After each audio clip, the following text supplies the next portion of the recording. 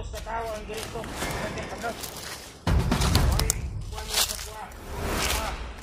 Okay pa. Balik siya armas, balik 300 na buong armas. Para idulit kinis mga tao kay tagtag niya din sa nibukira. Guardia na puro din, kaya ang mga vloggers. Ayun sa tol.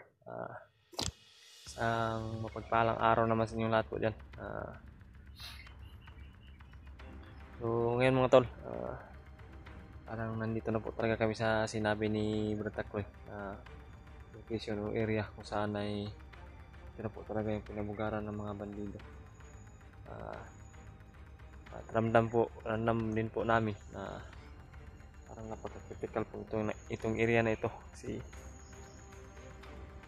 sobrang tagal lang nilalakad namin.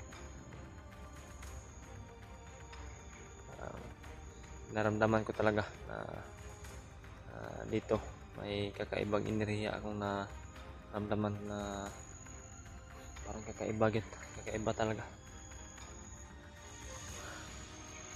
At nagpasalamat din po kami mga tol, naabot na kami dito na location na ito para magsimula na po yung pinakamatinding bakbakan o ano mo yung mga mangyari dito sa paghahanap namin sa mag-ina ni Bradley. Sana po talaga mga tol ay mag-success po yung mission namin. Makita po talaga namin yung kanyang anak at asawa at yung dinadala ng kanyang asawa po na sana ligtas po talaga. At ramdam ko naman po na ligtas po yung mag-ina ni Bradley. Wala namang balita na may nakita kami mga bandido. Marami kami nakita mga to, nadaanan ng mga bandido sa pinagmula namin noong nakarang araw. Yun, pinili namin na iwasan muna para makarating kami dito, ligtas sa area na ito. Hindi namin alam kung ligtas po talaga kami dito. Kasi basta yung sabi ni Brad Takloy po ay pag maabot kami dito na sa exact location, sa exact na area ay hindi talaga siya makapagsasabi na ligtas kami.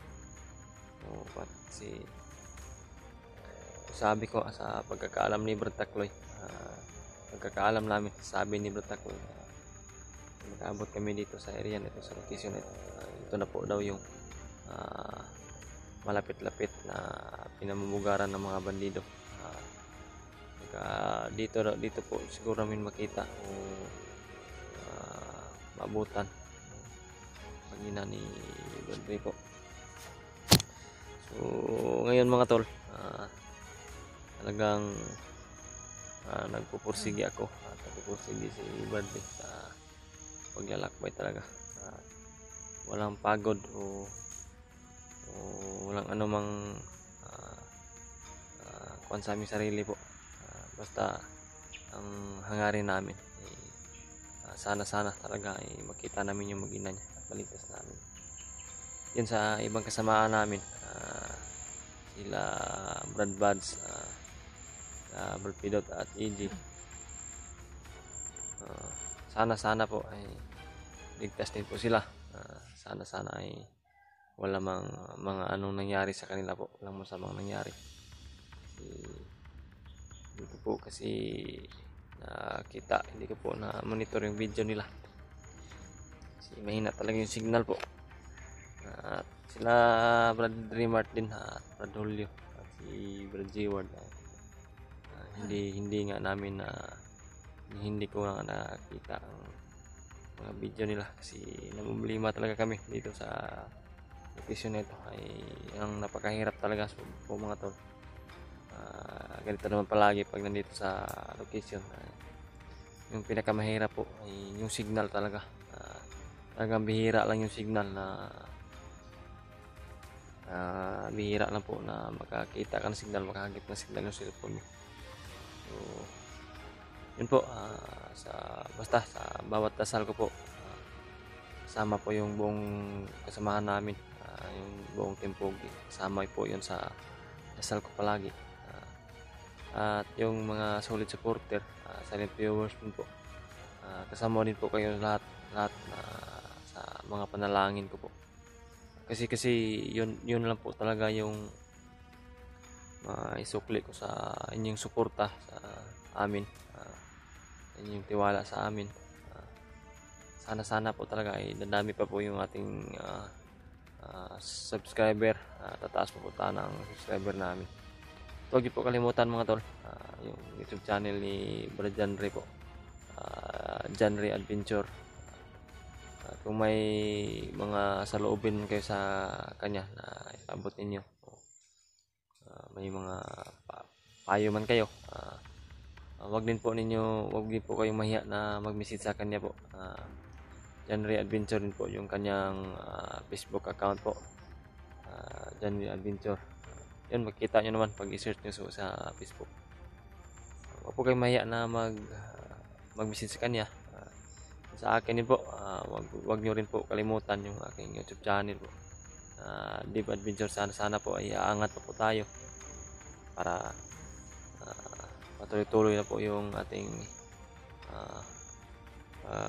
ang pangarap natin sa buhay, maabot ng pangarap sa buhay na makatulong tayo sa kapwa po. At talagang nagpapasalamat po talaga ako sa mga solid supporter, katulad nila Ate Chi,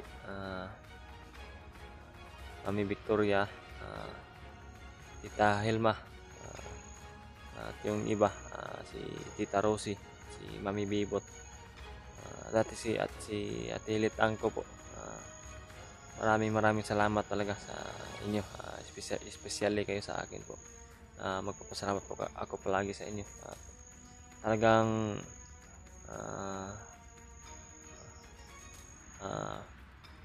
hindi sa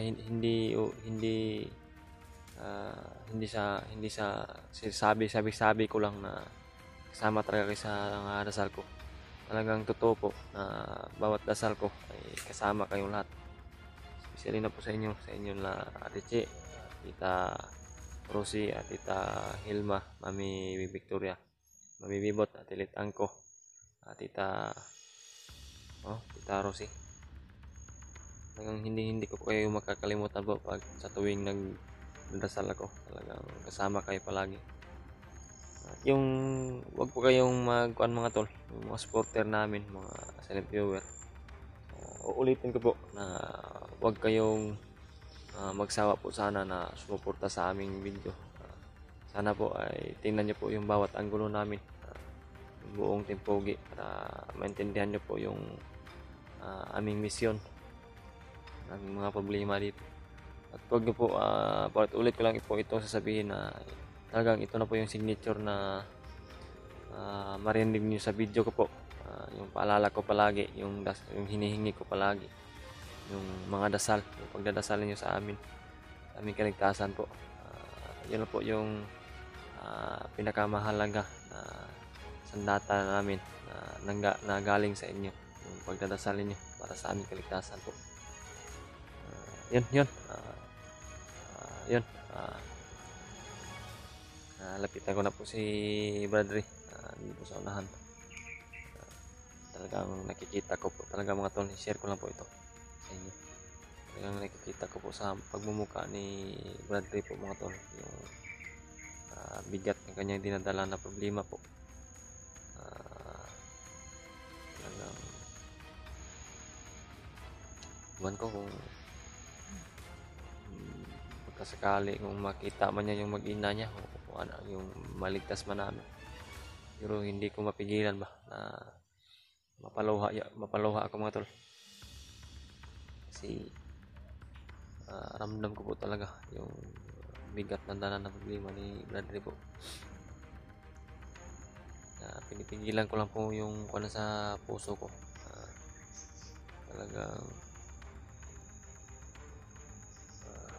maiyak ka po sa sitwasyon niya kung makita mo sa personal po mga tol. Sana po talaga mga tol, ipagdasal niyo po talaga si Bradry. Ipagdasal niyo po yung mag-ina niya na sana ay ligtas po. Sana ay maligtas namin. at magkasama sila ulit po. Yun lang po yung hiling ko po, sana inasal niyo po palagi yung kaligtasan ng kanyang mag-ina po. Yun, maraming salamat po talaga sa inyong suporta. Yun, lapitan ko na po si Brady po.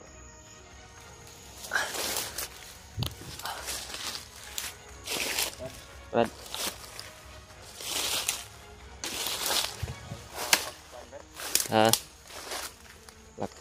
ulit sa paglalakad.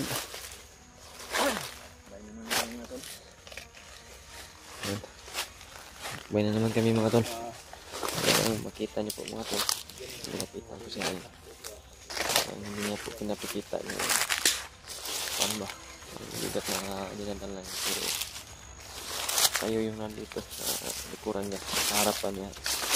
Makikita niyo po talaga ang bigat ng kanyang problema na dinala po.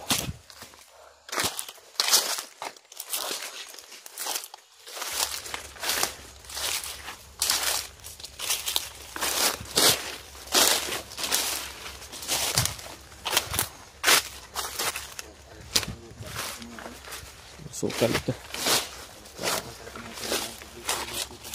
Oo.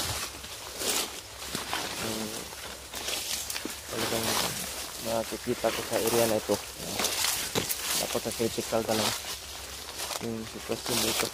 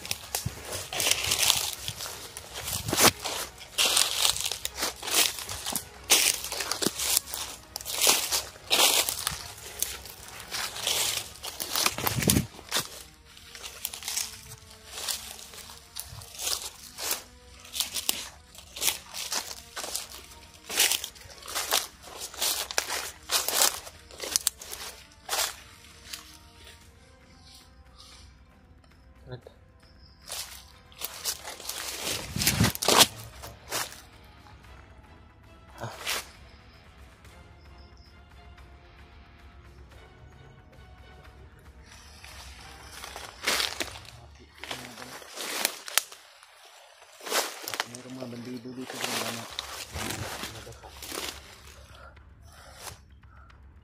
Iba din yung simoy ng hangin.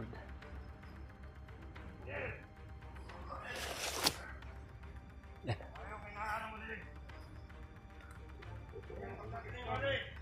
Ito yung mga kambad. Hinala ang brad.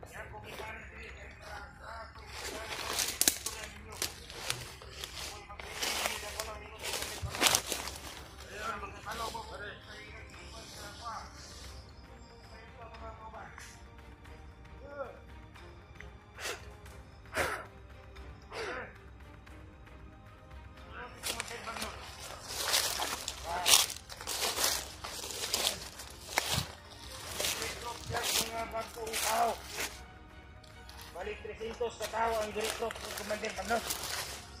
Hoy, buwan mo sa kuha, tugod kuha. Isa pa, direkto siya sa armas, balik 300 ka buong armas. Para i-donate din sa mga tao kay tagtag niya din sa Nibukina. Para, magwardya na kuno dre, kaya ang mga vlogger, osig na ano dre, wari dre. Hoy, tukon. Ano ko ang dre, niya isa pa. Hindi karap pa, hindi ka na nag-ikutin. Isa, istorya. Kanadong mga vloggers na kato si Kuya Bas. Kuya Bas at Vincent. Si Kinirimat. Kung nagdadag sa Muray, kailangan daw madakpan daw na ito ng mga tawanak. Naglagos si Commander Baglok. Tungod na ng mga tawanak. Kaya maui, babag sa ilang babag sa tuang kuhan ka ng mga bihag kay gusto nilang kwaot. Maui ingon ni Commander Baglok. Ayaw ka rin. Ato gidong bantayan ni Bukid. Ingon siya nga maabot na daw siya direct pinakalit. Huwag nakibalok ka sa. I-share po ito sa ila Brad Buds at Brad Mark po mga tol. Itong video namin ngayon. para malaman nila na sila talaga yung target ng kalaban. Sila talaga yung target ni Bagnot. Para daw pag mahuli daw yung si Brad Buds at Brad Dimat, para malaman daw ni Commander Bagnot na sino yung gabay nila. Si Kuya Buds. Katong nagdal sa muray, nabutukin siya na, kaya takilana. Auto ingon niya. Ayo, buddy. Ang mga biya, buddy. Hello, baruto niya. Sige. Okay tao nga ang mga kuwan. Gagdag sa tao, 300 ako. Hoy, plano ni Commander. Ayo, naon, buddy. Yasa naman tani, magbulag-bulag ka. Commander. Ito ang uban. Uban ha. Uban na mo na to, kabalo na mo. Buddy! Buddy! Yes! Oh!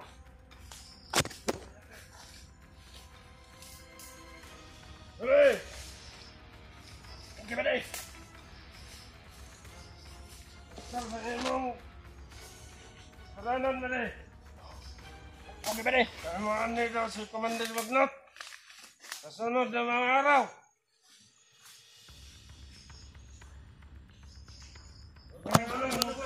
Bantay.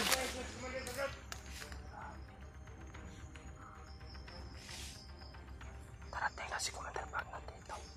Lagot sila itong bandana. Opo ba din? Paabot yung ito kaya Brad Buds at Brad Dimat, mga tol. Yung video namin ngayon para malaman talaga nila na para mag-ingat sila. Sila talaga yung target sa ngayon. Sila yung target. Ayo, buddy!